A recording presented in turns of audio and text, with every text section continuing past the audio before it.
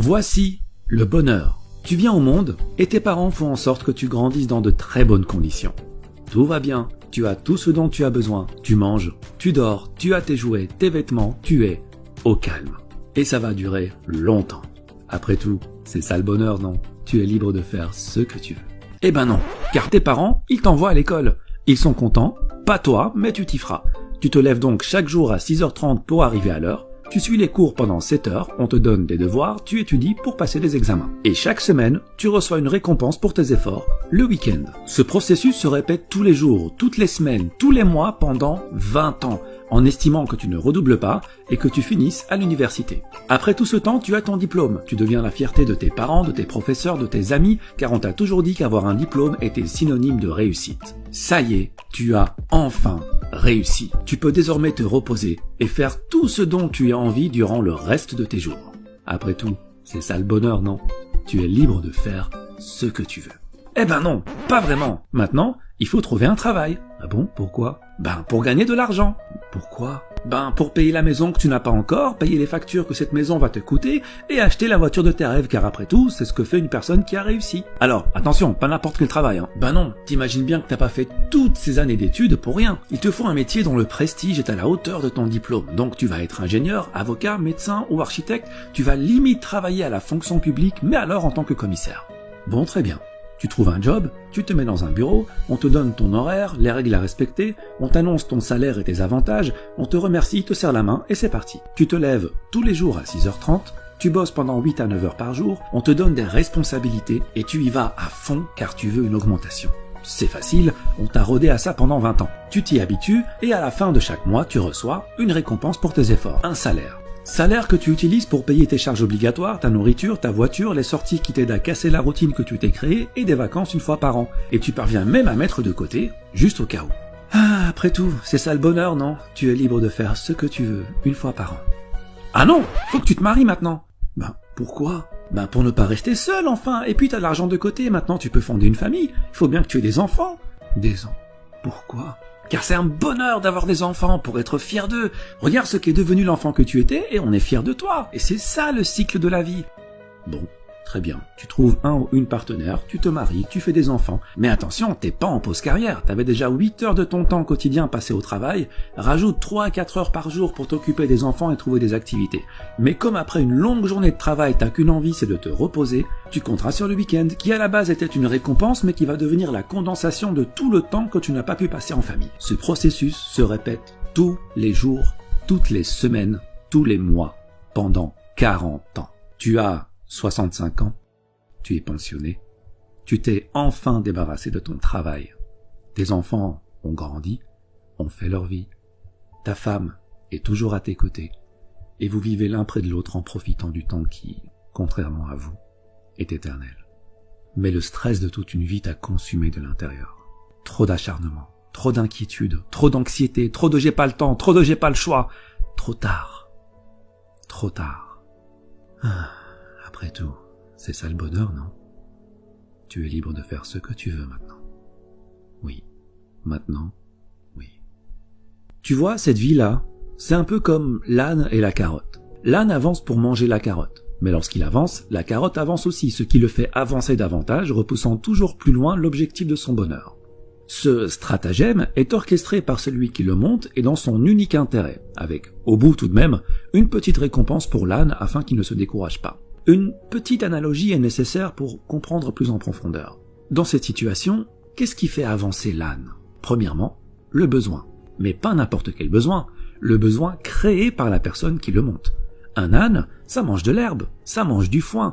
Une carotte, c'est une sucrerie pour lui. Ce n'est pas un besoin vital, mais un caprice. Dans la vie de l'homme en société, ce qui le fait avancer est aussi le besoin. Le besoin de consommation dont la nécessité n'est pas vitale, mais a été induite par l'éducation, la publicité, les médias. Deuxièmement, l'insatisfaction.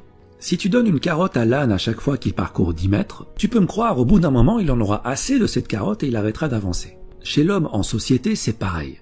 Il faut le maintenir dans une zone d'insatisfaction assez élevée pour que son besoin ne soit pas totalement comblé, mais assez basse pour qu'il soit prêt à refournir les efforts nécessaires afin d'assouvir ce besoin. Concrètement, si ton patron te donne 10 000 euros par mois, tu seras totalement satisfait et ce n'est pas dans son intérêt puisqu'avec cet argent et un minimum d'intelligence financière, tu investiras dans l'immobilier pour dégager des revenus automatiques et plus besoin de patron.